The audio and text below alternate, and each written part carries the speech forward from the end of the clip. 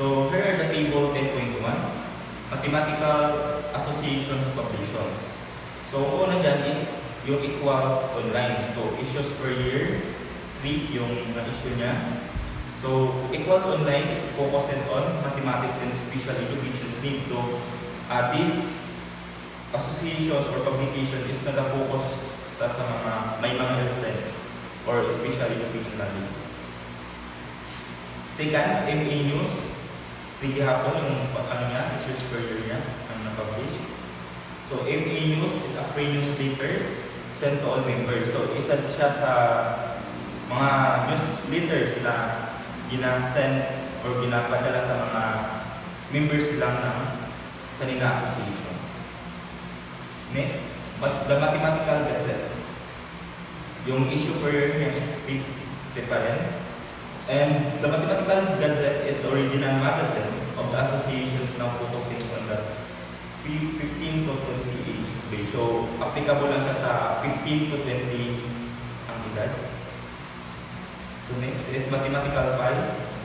Mathematical Pie is a small pamphlet of puzzles and challenges aimed at 10 to 14 age grade. So, isa siya na pamphlet na ang mga is mga puzzle or mga games and challenges. But also the content is mathematics graphic. So, ang issue per year niya is 3. Pa din. So, next, mathematics in school. So, ang issue per year niya per year is 5. So, mathematics in school aimed at primary and secondary teachers. So, 4 teachers naman siya sa para sa primary and secondary teachers. And mainly articles on teaching methods and reports of research projects. Next is primary mathematics.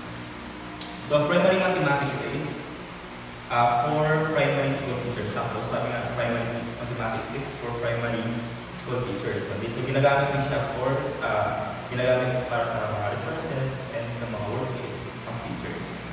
And last is Symmetry Plus. So, issue per year niya is 3. So, Symmetry Plus is a magazine aimed at the 10 to 18 age of age. So, para na siya sa mga 10 to 18 ang edad nagamit siya. So, contains articles, puzzles, and competitions. Is for sa mga adult na siya or sa mga teens. Yeah.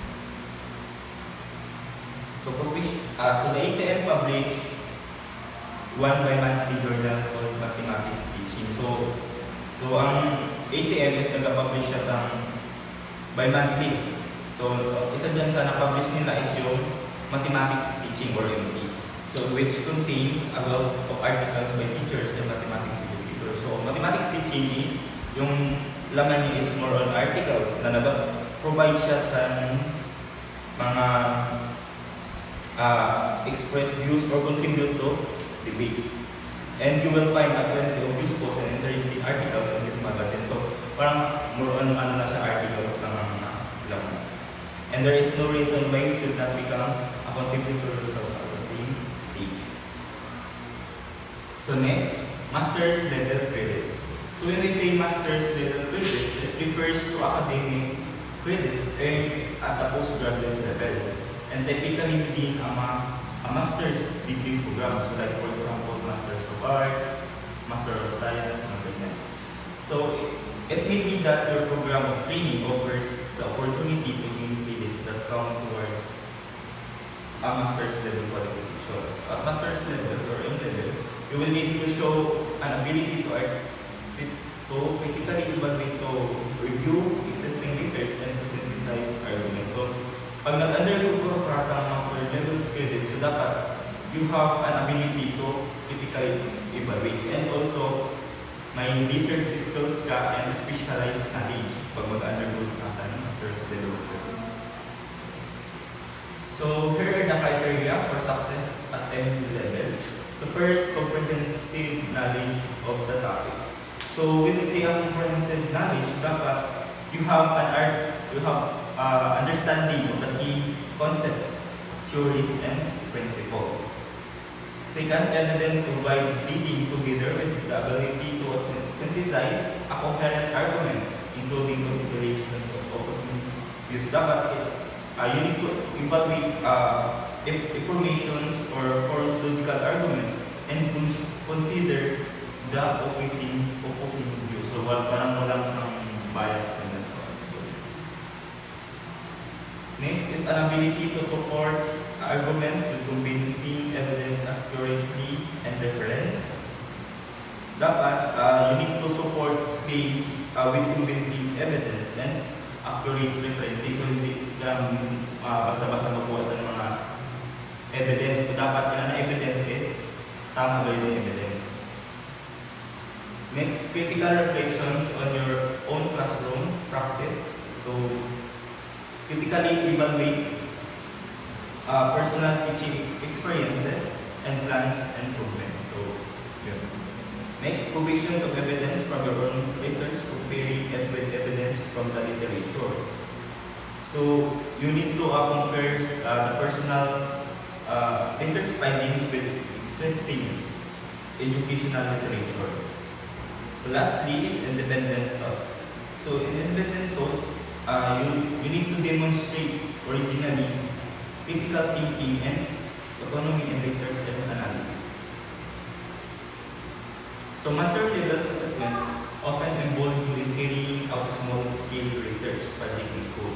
So this will require you to collect evidence in a systematic way and to present your evidence in the context of existing research. So, di ba sa master levels natin o sa program, so ang ginaan ko lang is, gina-record is dapat marunong ka talaga sa when it comes to research or maghanap sa mga problems. So the focus for this project is likely to be your own choice, but you may also wish to use the following list ideas to help you to choose. So you can choose to concentrate on so analyzing the effects of a specific formative assessment techniques on pupils' learning in mathematics. So dapat analyzing kung ano yung epekto ng formative mo sa mata when it comes to mathematics. Next, evaluating the impact of particular initiative on variable pupils. So, kailangan mo ko ng i-evaluate ko yung mga impact sa students, kung ito ba ay good or bad.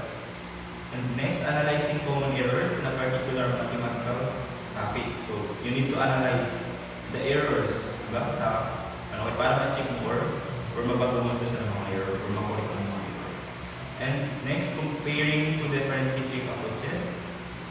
Evaluating ang mathematical software package or teaching path. Next, comparing boys' performance to girls. So, dapat wala sa akin na ilusin nyo na compare mo ang performance ng boys to girls na, for example, ang girls is matibay sa algebra and the boys is so dapat hindi ka sa mga groups na kasi magkakaroon ng bias. Evaluating a series of innovative lessons. And next, investigating a short-term effects of intervention strategies on pupils' learning in mathematics. So, next is case study of Trainees research project. So, case study 1 by William. So, William had a strong interest in recreational mathematics and wanted to investigate what would be the effect of a greater emphasis on puzzles and games in mathematics lessons.